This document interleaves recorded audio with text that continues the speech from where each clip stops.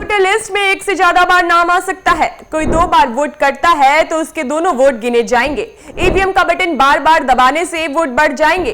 खो गया है वोटर आईडी कार्ड तो डाल सकते हैं वोट। क्या वरिष्ठ नागरिक घर से ही डाल सकते हैं वोट? क्या वोटिंग के दिन कर्मचारियों को मिलती है पेड लीव? नमस्कार, आप देख रहे हैं उत्तर प्रदेश टाइम्स में, आपके साथ अदिति शर्मा। लोकसभा चुनाव के लिए मतदान कुल 7 फेजों में होगा। चुनावों के नतीजे 4 जून को आएंगे। तो वहीं लोकसभा चुनाव अपने अंतिम चरण में है और करोड़ों लोगों ने मतदान किया है। आयोग की कोशिश है कि मतदाता बचे हुए भी चरणों में मतदान में बढ़ चढ़कर हिस्सा लें। अगर आप भी पहली बार वोट डालने जा रहे हैं तो आइए जानते हैं मतदान से जुड़े हर सवाल का जवाब और इसको लेकर क्या नियम और कानून है। Representation of the people act के पार्ट 3 में दिए वोटर लिस्ट के नियम हैं। इसका नियम 17 कहता है कि किसी भी व्यक्ति को एक से ज्यादा निर्वाचन क्षेत्र में रजिस्टर नहीं किया जाएगा। वहीं नियम 18 के मुताबिक किसी भी निर्वाचन क्षेत्र में किसी एक व्यक्ति का एक से ज्यादा बार पंजीकरण नहीं कराया जाएगा। चुनाव प्रक्रिया में वोटर लिस्ट काफी अहम होती है। अगर कोई भारतीय नागरिक 18 साल से बड़ा है लेकिन उनका नाम मतदाता सूची में नहीं है तो वो मतदान नहीं कर सकता। चुनाव से पहले आयोग की ओर से निर्वाचन क्षेत्र की वोटर लिस्ट जारी की जाती है। अगर किसी योग्य वोटर का नाम लिस्ट में नहीं है तो वो अपना नाम फॉर्म 6 भरकर जुड़वा सकता है। ये फॉर्म इलेक्टोरल रजिस्ट्रेशन ऑफिसर को जमा कराना होता है। वहीं लोकसभा और राज्यों की विधानसभाओं में होने वाले चुनावों में एक व्यक्ति एक मत की नीति अपनाई जाएगी, यानी सभी मतदाताओं का मत का समान महत्व होगा।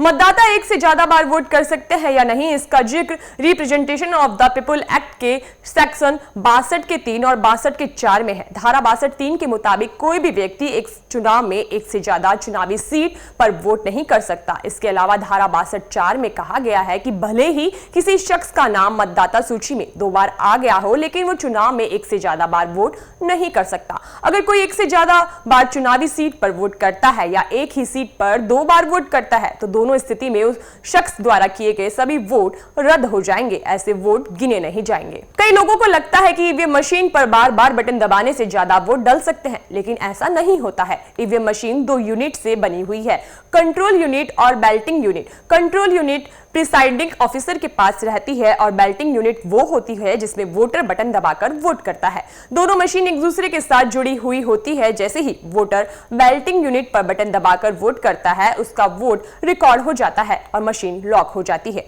अगर कोई मतदाता वोट देने के बाद दोबारा बटन दबाता है तो उसका अतिरिक्त वोट रिकॉर्ड नहीं होता। मशीन तब तक लॉक रहती है जब तक प्रिसाइडिंग ऑफिसर कंट्रोल यूनिट पर बैलेट बटन नहीं दबा देता।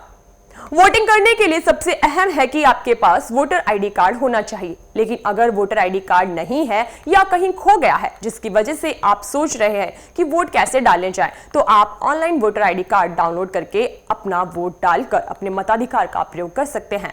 voters.eci.gov.in पर मतदाता सेवा पोर्टल पर जाएं। वहां से आप आपके फोन में PDF फॉर्मेट में digital voter ID card download कर सकते हैं। लोकसभा चुनाव 2024 में पहली बार बुजुर्गों और दिव्यांगजनों के लिए घर पर मतदान की सुविधा प्रदान की है। 85 वर्ष से अधिक आयु के मतदाता और 40% बेंचमार्क दिव्यांगता वाले दिव्यांगजन घर से मतदान करने सुविधा का लाभ उठा सकते हैं। घर से वोटिंग करने के लिए आपको फॉर्म 12D के लिए आवेदन करना होगा। इसके बाद 3 दिन के अंदर आपको सेक्टर पदाधिकारी के ऑफिस में जमा कराना होगा। ऑफिसर आपके आवेदन को जांच करके आगे भेज देंगे। मतदान अधिकारी ऐसे वोटर के घर जाकर पेपर बैलेट से मतदान कराएंगे और इसकी रिकॉर्डिंग की जाएगी। यह पहल लोकतांत्रिक भागीदारी को मजबूत करने की दिशा में एक महत्वपूर्ण प्रगति है।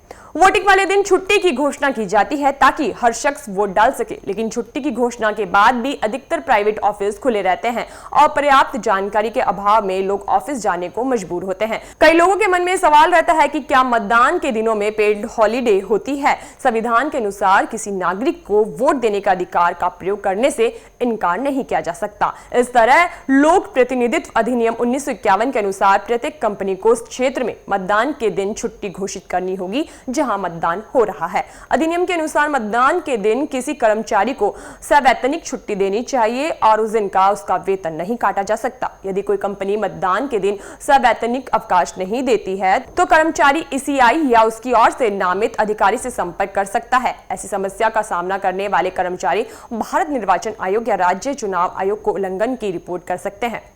देश की तमाम बड़ी खबरों से जुड़े रहने के लिए देखते रहिए उत्तर प्रदेश टाइम्स।